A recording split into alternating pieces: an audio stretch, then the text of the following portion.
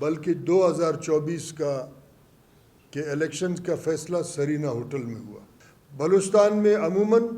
اور کوئٹہ میں خصوصاً جہاں بھی کوئی سیاسی یتیم یا پاکستان کے خفیہ اداروں کا پسندیدہ اس کا سٹینڈرڈ کرائیٹیریا جو بھی ہے ان کو آپ خود اس کو جانتے ہیں، اس کو لا کے ایڈجسٹ کیا جاتا ہے۔ کوئٹہ آپ کے سامنے ہے۔ کوئٹہ میں 9 صوبائی سیٹوں میں اکثر وہ لوگ ہیں جو کوئٹہ کے شہر سے تعلق بھی نہیں رکھتے ہیں، نہ اس کے گلی کوچوں میں وہ کبھی زندگی گزار رہے ہیں۔ ساتھیوں اور پریس کلب کا پریزیڈنٹ یا صدر عبدالخالق رند صاحب کا مشکور ہوں کہ انہوں نے آج مجھے اور میرے ہم فکر ساتھیوں کو یہ موقع فراہم کیا کہ ہم بلوچستان کے ایشوز پہ اپنا نقطہ نظر آپ کے ذریعے یہاں کے سیاسی کارکنوں، یہاں کے دانشوروں، اہل قلم اور سوجھ بوجھ رکھنے والے سماجی لوگوں کے سامنے رکھیں۔ میں بہت مشکور ہوں کہ آپ نے مجھے یہ موقع دیا اور اس لائق سمجھا کہ میں اور آپ بالمشافہ بھی گفتگو کریں اور ہمارا آواز آپ کے ذریعے اس صوبے کے دور دراز علاقوں تک پہنچے اور ہمارا نقطہ نظر اس ملک کے پالیسی ساز افراد تک پہنچے۔ پالیسی ساز افراد میں اس لیے کہتا ہوں کہ اس ملک میں آج ادارے مکمل طور پہ مفلوج ہیں۔ جس ادارے کو آپ دیکھیں وہ اپنے اپنے ذاتی مفاد کے گرد گھوم رہا ہے اور افراد اس میں فیصلے کر رہے ہیں۔ یہاں جہاں آج ہم بیٹھے ہیں، یہاں سے تھوڑے ہی فاصلے پہ بلوچستان کی اسمبلی ہے، اس کے قریب آمنے سامنے بلوچستان کا عدالت عالیہ ہے اور اس کے بالکل بغل میں سرینا ہوٹل ہے۔ سرینا ہوٹل کے گیٹ کے سامنے اگر آپ نے غور نہیں کیا ہوگا، فوجی بھرتی سینٹر ہے۔ بڑے اہم عمارت ہیں اور یہاں بلوچستان کے قومی اجتماعی فیصلے ہو رہے ہوتے ہیں۔ 2024 کے الیکشن کی تیاریاں اس صوبے کے سیاسی پارٹیوں نے اس صوبے کے گلی کوچے سیاسی اداروں میں، گاؤں اور ایسے جگہوں پہ نہیں کیا جہاں عوام بستے ہیں، بلکہ 2024 کا کہ الیکشن کا فیصلہ سرینا ہوٹل میں ہوا اور اس چوک کے پہ جہاں عموماً لوگ دھرنا دے کے بیٹھتے ہیں، وہاں بلوچستان کا پولیٹیکل پارٹیاں اپنا کوٹا کا لیلامی میں مشغول تھے اور دوسرے طرف بلوچستان کے دور دراز علاقے میں لوگ بھوک، افلاس، دہشت گردی، ناانصافیوں کا شکار ہو رہے تھے۔ اس کے سامنے بالکل صوبائی اسمبلی ہے۔ اس لیلامی کے بعد پولیٹیکل پارٹیز اپنا اپنا سرکاری کوٹا لے کے اس اسمبلی میں بیٹھے ہیں جہاں قومی حقوق کا لیلامی اور سودے بازی ہو رہا ہوتا ہے۔ ساتھ ساتھ جتنے پیسے آتے ہیں پی ایس ڈی پی میں، اس پہ اپنے ہاتھ صاف کر رہے ہوتے ہیں۔ ظاہراً تو اپوزیشن اور حکومتی پارٹیاں، مگر ایک بہت بڑا نورہ کشتی وفاق میں پارلیمنٹ میں بھی ہے اور ساتھ ساتھ یہاں صوبائی اسمبلی میں بھی ہے۔ صوبائی اسمبلی کے سامنے اگر آپ جائیں جہاں عموماً دھرنے ہوتے ہیں، پریس کے ساتھی بھی وہاں جا کے اس دھرنے کو کوریج دے رہے ہوتے ہیں، وہاں ہائی کورٹ ہے اور آپ خود سمجھتے ہیں کہ وہاں افراد کس طریقے سے فیصلے اور انصاف کے دھجیاں اڑا رہے ہوتے ہیں۔ اس کا ایک مثال میں آپ کو دوں کہ 2018 کے الیکشن میں میرا اس وقت حلقے کا نام NA 265 تھا، اس کے مینڈیٹ کو چوری کی گئی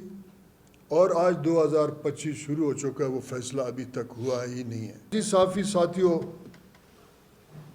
افسوس کے ساتھ کہنا یہ پڑتا ہے کہ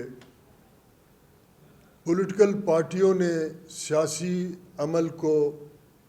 اپنے ذاتی گروہی طبقاتی مفادات کے لیے نیلام کر دیا ہے، اور پولیٹیکل پارٹی جو بلوچستان میں ہیں، ہم بلوچستان کا بات کریں گے، وفاق آپ بھی جانتے ہیں کہ کس طریقے کے فیصلے ہوئے۔ پولیٹیکل پارٹیز نے سیاسی کارکن کا سیاسی قتل کر کے ان کے لیے دروازے اپنے اداروں کے بند کیے ہیں، اور وہ سیاسی دروازے بند کرنے کے بعد پولیٹیکل پارٹیز نے سرمایہ داروں، سمگلروں اور ٹھیکیداروں کے لیے اپنے اپنے عہدے اور پارٹی کے پارلیمانی جو نشستیں ہیں وہ مختص کیے ہوئے ہیں۔ اس پہ آپ تمام پارٹیوں کو ایک دفعہ دیکھیں کہ کہاں پارٹی ریاست کے اس پارلیمانی اداروں میں کس کس کو کس طریقے سے ایڈجسٹ کرتے ہیں۔ یقیناً میں یہ توقع رکھتا ہوں کہ یہاں اہل قلم جو موجود ہیں وہ 2024 یا اس سے پہلے والے الیکشنز پہ اپنا قلم استعمال کرو، لوگوں تک آگاہی پہنچائیں۔ ایسے بھی پولیٹیکل پارٹی ہیں جو مذہب کے نام پہ بات کرتے ہیں، انہوں نے ایسے لوگوں کو ایوان بالا میں لا کے بٹھایا جو ابھی تک شامل نہیں ہوئے، تو ان کا کرائٹیریا یا ان کا سٹینڈرڈ یا ان کا میرٹ صرف یہ ہے کہ بہت بڑے ٹھیکیدار اور پیسے والے ہیں۔ تو آپ کا نمائندگی کو تو یہاں بھی نیلام کیا گیا۔ آپ کو یہ بھی اندازہ ہے کہ میں نے پہلے دوستوں کو کہا کہ جس پگڑی کو رکھا جاتا ہے کچھ لوگوں کے سر پہ، ان کو کبھی الیکشن کمیشن اچھالتا ہے، پھر اس کو کبھی ہائی کورٹ اچھال کے پھینکتا ہے، کبھی سٹے پہ چل رہے ہوتے ہیں۔ یعنی پولیٹیکل پروسیس مسلسل ایک بہت بڑے افراتفری کا شکار ہے، کیونکہ میں نے پہلے کہا کہ یہاں ادارے نہیں ہیں، افراد فیصلے کر رہے ہیں، اور پولیٹیکل پارٹیز کے اندر کے ادارے بھی اس طریقے سے چل رہے ہیں کہ ایک بہت بڑا لوٹ مار کا بازار گرم ہے۔ آپ 2024 کے الیکشن کے بعد آپ سینٹ کے الیکشنز پہ ذرا اپنا نظر رکھیں اور اپنے قلم اٹھا کے اس پہ ایک اپنا تجزیہ لکھیں، کیونکہ جس سماج میں ہم رہ رہے ہیں وہاں ادارے تو مفلوج ہو چکے ہیں۔ جس ملک میں ہم رہ رہے ہیں کہ وہاں تمام معاملات سازشوں کے بنیاد پہ چلتے ہیں، لیکن ہمارے اور آپ کے آئندہ نسلوں کا یہاں فیصلہ ہے، وہ آپ کا قلم ہی اس کو بہتر کر سکتا ہے، لکھ سکتا ہے۔ آپ سینٹ کے الیکشنز پہ ذرا توجہ کریں کہ کس طریقے سے 2024 کے سینٹ کے الیکشن ہوئے، اور آپ کے صوبے میں باہر سے کون کون لا کے ان کو کس ادارے میں فیصلہ ہوا۔ آپ تمام اخبارات کو اٹھائیں ان دنوں کے، کہ آپ کو یہ نظر نہیں آئے گا کہ پولیٹیکل پارٹیز ڈائلاگ کر رہے ہیں اور اپنے کینڈیڈیٹس کو وہ لا کے لانچ کر رہے ہیں، اس کے بعد ان کے لیے ووٹنگ ہو رہا ہے۔ یقیناً اس طریقے سے لوگوں کو لا کے آپ کے سینٹ میں ایڈجسٹ کیا گیا، کیونکہ میں یہ سمجھتا ہوں کہ جب سے فاٹا کا قصہ بند ہو گیا، اس کو خیبر پختونخوا میں شامل کیا گیا ہے، یہ توہین آمیز حرکت اب بلوچستان کے پارلیمانی سسٹم میں کیا جا رہا ہے۔ یہاں بوٹ پالیشیوں کو لا کے ایڈجسٹ کیا جاتا ہے۔ بلوچستان میں عموماً اور کوئٹہ میں خصوصاً جہاں بھی کوئی سیاسی یتیم یا پاکستان کے خفیہ اداروں کا پسندیدہ، اس کا سٹینڈرڈ کرائٹیریا جو بھی ہے، ان کو آپ خود اس کو جانتے ہیں، اس کو لا کے ایڈجسٹ کیا جاتا ہے۔ کوئٹہ آپ کے سامنے ہے۔ کوئٹہ میں 9 صوبائی سیٹوں میں اکثر وہ لوگ ہیں جو کوئٹہ کے شہر سے تعلق بھی نہیں رکھتے ہیں، نہ اس کے گلی کوچوں میں وہ کبھی زندگی گزار رہے ہیں۔ سینٹ میں بھی اس طریقے سے کیا گیا ہے، حتیٰ کہ یہاں ایک پولیٹیکل پارٹی جو اپنے آپ کو نیشنلسٹ کہتا ہے، ان کا ایک طبیب جو ہے لیڈر نے کچھ عرصے پہلے قبائلیت پہ بڑا تبصرہ کیا اور یہ بتایا کہ بلوچستان میں سیاسی عمل جو ہے قبائلیت نے آلودہ کیا ہے۔ حالانکہ ان کو یہ بھی سوچنا چاہیے کہ ان کے مکران کے قومی اسمبلی کے حلقے سے جو شخص جیتا ہے